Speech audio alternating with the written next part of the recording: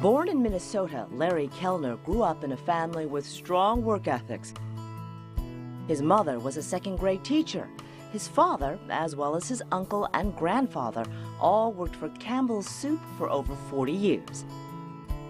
It was because of his father's job that the family moved to South Carolina when Larry was in second grade. He and his older brother were raised in a stable environment where the family discussed business on a regular basis.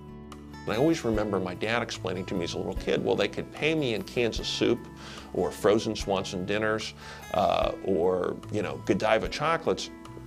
But then when we're going down to your grandmother's house, which was about a 5 hours drive away, to pay for gas on the way, we'd have to have half the car full of soup or half the car full of Godiva chocolates or TV dinners, and it's a whole lot more effective for Campbell's to pay me in money, which I can keep in my wallet. Credit cards weren't such a big deal back in the 60s, that I can then use to pay for stuff. And I still remember vividly how great my dad was at explaining concepts to me of, well, we sell the soup for money, then they give me a little of the money. They could give me some of the soup. And I suddenly understood, and I was always interested in how commerce worked. Larry's family instilled in him the importance of an education, which he believes is critical for success. After graduating from high school, he continued his studies at the University of South Carolina, where he served as student body president and graduated magna cum laude with a Bachelor of Science in Business Administration. Larry would use his combination of knowledge, ability to learn, and social networking to achieve his objectives throughout his career. After being heavily counseled to go to one of the big accounting firms, he ended up at Ernst & Whinney in auditing. He found he didn't care much for auditing and was not shy in expressing his dislike. So his employer, who is now Ernst & Young, moved him over to the new world of computers to learn how to use them in business. In the new role, Larry was building skills in consulting and accounting. It was a friend of his that enabled him to embark on a totally new career, one that would change his life. Gordon Bethune, who was the CEO, through that friend, called me and said, geez, would you be interested in coming to be the CFO here? And I came down and met Gordon, and I hadn't thought a lot about moving to Houston or joining the airline business, but the opportunity seemed right. Since I'd been 8 years old, I'd always been fascinated by planes, and I think that was the key.